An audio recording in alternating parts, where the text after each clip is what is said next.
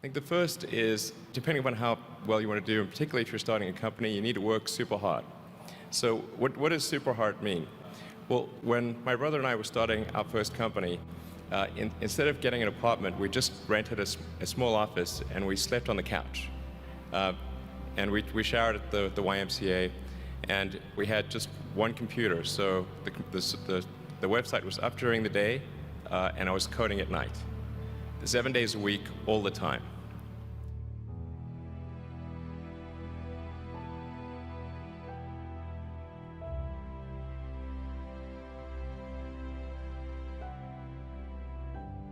Work hard like every waking hour. That's the thing I would say particularly if you're starting a company. And I mean, if you do simple math, say like, okay, if somebody else is working 50 hours and you're working 100, you'll get twice as much done in the course of a year as the other company.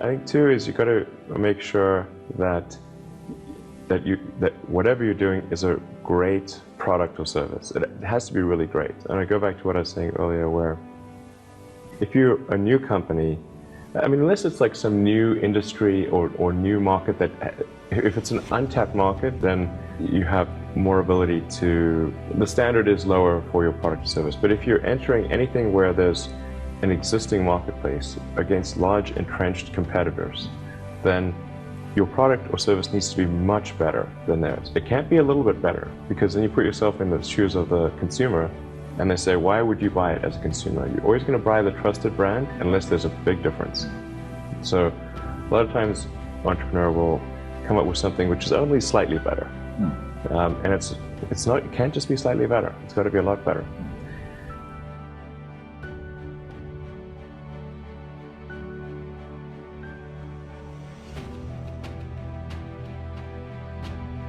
The other thing I'd say is that if you're creating a company or if you're joining a company, the most important thing is to attract great people. So either join a group that's amazing, that you really respect, or if you're building a company, you've got to gather great people. I mean, all a company is a group of people that have gathered together to create a product or service.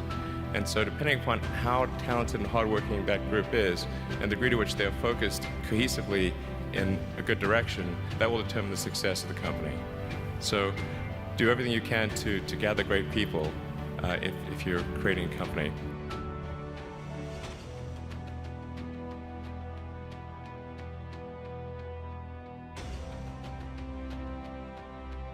Then I'd say focus on signal over noise.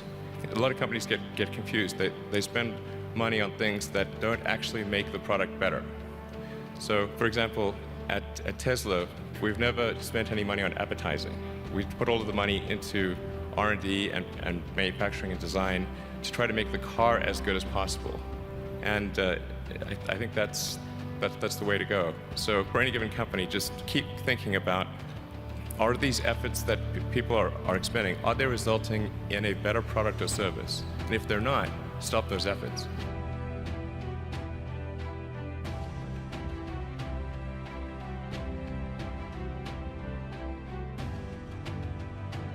And then I think that the final thing I would encourage you to do is, now is the time to take risk.